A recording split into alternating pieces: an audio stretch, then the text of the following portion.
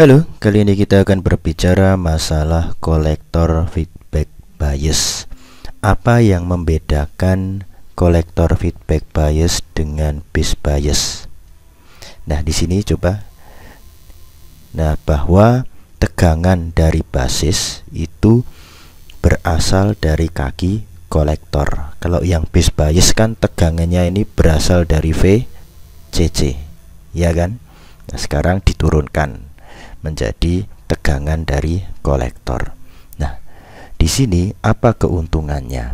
Nah, keuntungan dari rangkaian kolektor feedback bias ini adalah agak independen terhadap beta DC. Nah, kok bisa? Nah, kita turunkan rumusnya.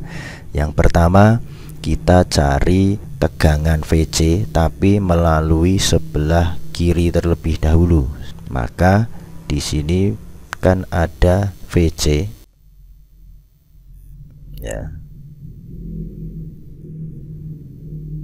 Kemudian di sini ada VRB dan di sini ada VBE. Nah, ya kan? Maka VC sama dengan VRB tambah VBE. Dengan RB kita bisa turunkan IB, RB plus VBE. Maka di sini IB sama dengan VC min VBE per RB. Kita ibaratkan arus kolektor yang di sini itu jauh lebih besar, ya. Kita ibaratkan IC itu jauh lebih besar tinimbang IB yang ke kiri ini. Karena jauh lebih besar, maka IS, ya, di sini IS, ini IC, ya. Nah, IS itu hampir sama dengan IC, ya. Walaupun lebih kecil IC, tetapi ya mendekati. Karena yang ke kiri untuk mengalir ke basis itu sangat kecil sekali. Kemudian kita mencari yang tegangan VC dari sebelah kiri yang ini. Nah, gitu nggih. Di sini VCC dulu, ya. VCC itu kan dari sini. Nah, segini dah. Ini VCC. Oke, yang berikutnya di sini kan VRC. Ya, ini VRC. Sampai sini ini VC, betul toh? Nah, segini. Maka VCC sama dengan VRC ditambah VC. Dengan VC itu sama dengan VCE karena emitornya kan di sini digroundkan toh. Nah, maka di sini VRC itu kan IC, ya. RC plus VC. Loh, kenapa IC enggak IS? Ya, karena hampir sama ini tadi.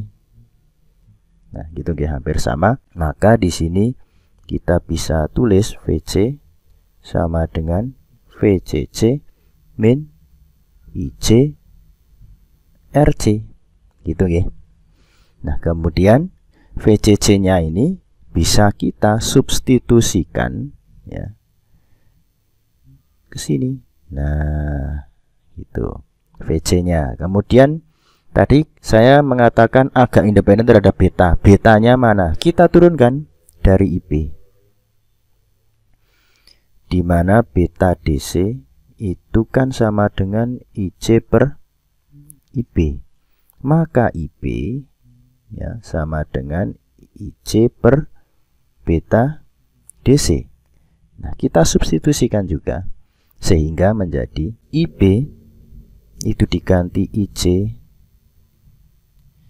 per beta DC, ya, sama dengan VC-nya ini itu diganti dengan VCC, diganti dengan ini min IC RC, VBE-nya tetap dibagi RB.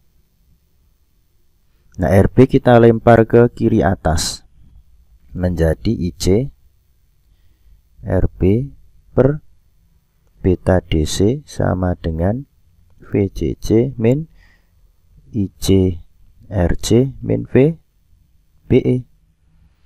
Nah, IC-nya ini yang ada variabel IC-nya kita geser ke kiri semua, gitu ya.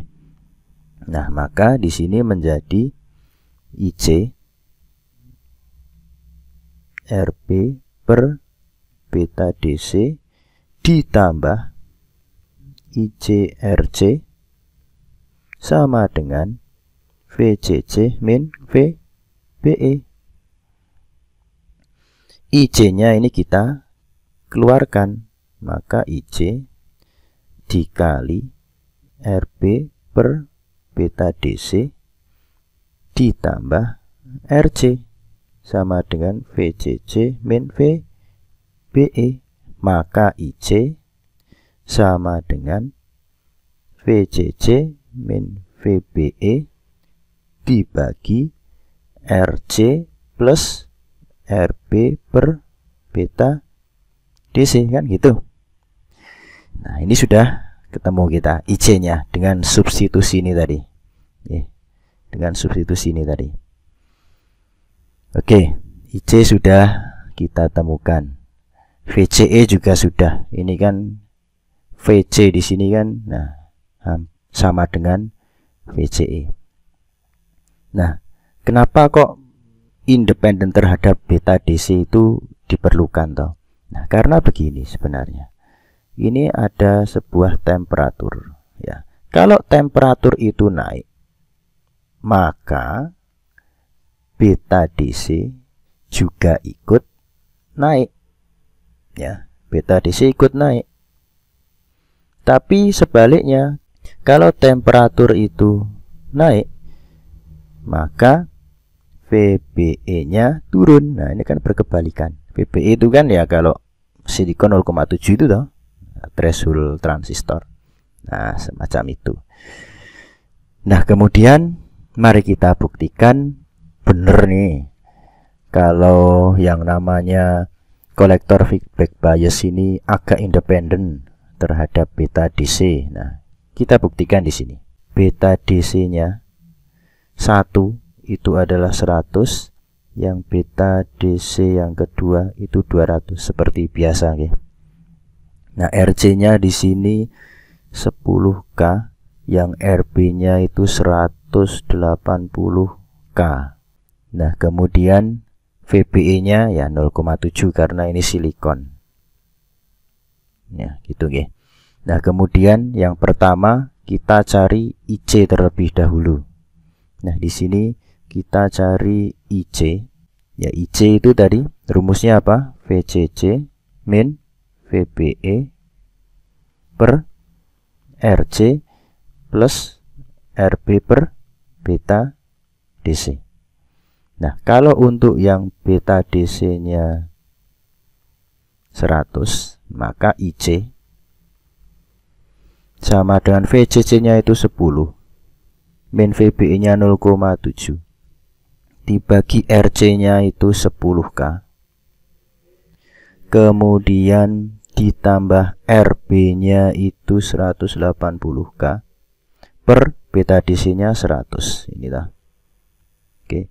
Maka hasilnya berapa? Hasilnya adalah 788 mikroampere atau 0,788 miliampere. Itu untuk yang beta DC 100. Bagaimana dengan yang beta DC 200? Nah, di sini IC, ini IC1, IC2 gitu ya. Sama dengan VCC-nya itu 10 tetap dikurangi 0,7 dibagi RC-nya tetap 10K ditambah 180 untuk RB-nya 180K per beta DC-nya 200 ya. Maka di sini hasilnya berapa? 0,0008 ampere atau 0,8 miliampere. Oke. Nah, kita bisa compare ini ya. Selisihnya kan berapa? 0,02 ya kan?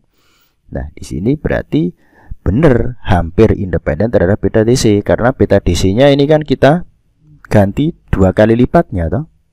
Nah, itu yang IC. Yang VCE, nah, kita tulis lagi VCE itu kan sama dengan VCC min IC RC ya toh tadi. Nah, yang untuk beta DC-nya 100, maka VCE itu sama dengan 10 volt VCC-nya dikurangi tadi ini IC-nya 0,788 miliampere dikalikan RC. RC-nya 10K. Itu nggih. Sama dengan berapa? 2,12 volt. Kemudian untuk yang beta DC 200 VCE 2 itu 10, ini bukan 100, 10. VCC-nya 10 volt ya. Kemudian dikurangi IC-nya itu ini C2 itu 0,8 miliampere dikalikan RC-nya 10K, tetap berapa hasilnya? Hasilnya adalah 2 volt. Nah, coba kita compare di sini.